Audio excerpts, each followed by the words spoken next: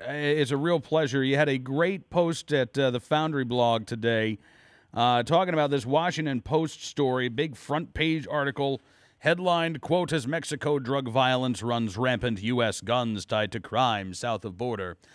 This is a narrative, Theodore, that the mainstream media has been pushing for over a year now. The idea that if only our gun laws here in the United States would change, if only semi-automatic rifles would be banned, then Mexico's drug cartel violence would cease. And it's all because of us and our guns. You know, the Washington Post publishes this exact same story every 2 months. And every 2 months, I write the exact same response. And the funny thing is that although I read their stories, they don't seem to read my response, nor do they read the facts that their stories are supposedly based on. Because if they did, and they cared, they'd stop publishing their stories. Yeah, and what's amazing, you point out, you say the Post ignores the Mexican context and sticks to the tried and true role of blaming the U.S. for Mexico's problems. It breathlessly reports that 12 U.S. gun dealers, quote, have had double-digit traces of crime guns to their stores from Mexico. You point out that that could be 10. 10. Yeah, well, 10 is a double-digit number, isn't it? Yeah.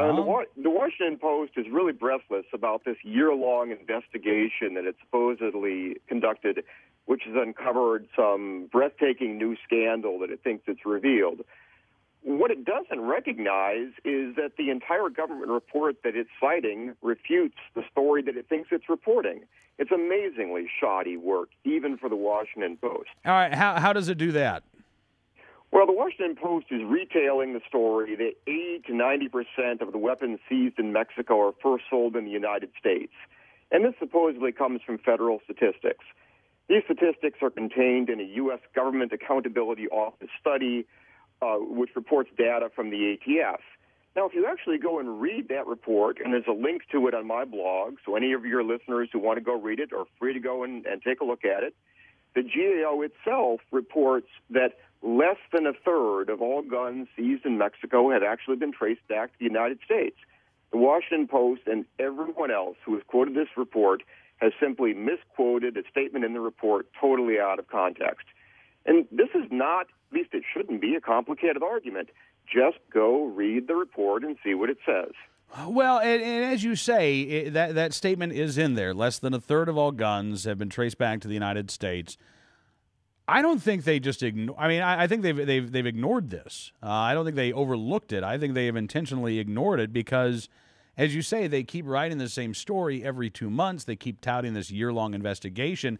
And look, if the year-long investigation has shown that changing our gun laws here at home is not going to do anything to stop the corruption, the violence, the desertions from the military in Mexico, if you're the Washington Post, perhaps you're not that eager to run that particular story. My explanation sort of parallels yours, and it's pretty simple. First, a lot of journalists are lazy. Second, a lot of journalists believe the conventional wisdom. Third, the conventional wisdom is pro-gun control and anti-Second Amendment. Mm-hmm. You put that together, and you get stories like this. Let me just give you a quote direct from the story. Quote, most guns seized in Mexico are not traced. Okay? So how can you write that in an article and then say that 80 to 90% of all guns seized in Mexico come from the United States? Those statements are in the exact same article. Any competent reporter, any competent editor should have realized this. Is this laziness? Is it hostility to the Second Amendment? Is it the conventional wisdom, or is it sort of all of the above?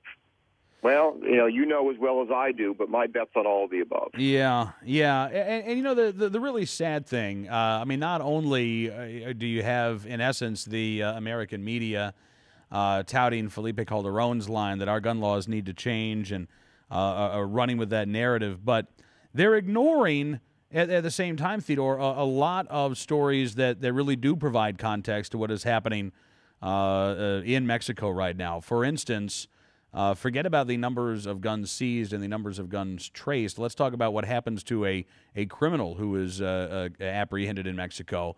less than 2% of any of all of those arrested for organized crime in Mexico are ever prosecuted.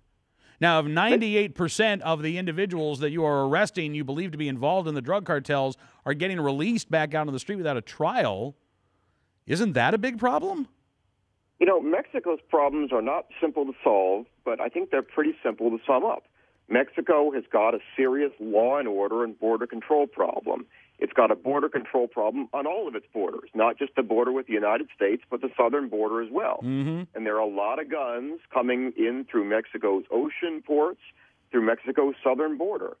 So it's not surprising that Mexico has got a drug and a violence and a disorder and a crime problem, because for a lot longer than Felipe Calderón has been president, the writ of law in Mexico hasn't run across the entire country. So it's not surprising that there are these issues, especially now that the government is actually trying to target the drug runners. Yeah. You say at least this time around the Post did not subject its readers to another round of praise for Sifter, the treaty that the Obama administration desperately wants to have approved. What's the talk a little bit about the Sifter Treaty, and again, why it's this sort of canard when it comes to stopping the violence in Mexico? Well, the Sifter Treaty is a treaty that was created by the Organization of American States and was actually signed by President Clinton during his time in office. It's never been ratified by the Senate, and if I had to guess, I would say it's a long shot to be ratified in the future, thank goodness. I'm sure a lot of your listeners will be familiar with SIFTA. From the Second Amendment point of view, the basic problem with SIFTA is that it criminalizes the assembly and manufacturing without a license of firearms, and it defines assembly and manufacturing really, really, really broadly, essentially including everything up to and including attaching a sling to a hunting rifle. So you'd have a massive expansion of federal licensing power under this treaty, and therefore a massive expansion of potentially criminal offenses. Now, it wouldn't do anything to stop gun running into Mexico. Mm-hmm. That's the funny part. If you go to Mexico, they're not seriously interested in SIFTA. If you go throughout the rest of the hemisphere, no one pays any attention to SIFTA. No one thinks this is a serious contribution to anything. No one in South or Central America takes this treaty seriously. The only people who take it seriously are the Mexicans, who use it as a convenient way to blame the United States for what are really serious problems, but which they like to blame on us for PR reasons. Yeah. And gun control advocates in the United States who think this is a really great thing to find a treaty that would require the U.S. to criminalize a lot of activities carried on by totally law-abiding Americans. You know, you bring up the fact that the Mexican government really does like to lay the blame for a lot of this at the feet of the United States. But, you know, this is where I wish that our media would do a better job of covering what is happening in Mexico. When you read the story of the Mexican lawmaker who was wanted for colluding with cartel members, who walked into the Mexican capital, took his oath of office, and received diplomatic immunity from any prosecution. When you look at the rally that was supposed to be held for unifying a city in Mexico last week that turned into a rally in support of the drug cartel La Familia, you know, there are some huge cultural and legal problems, Theodore, in that country right now.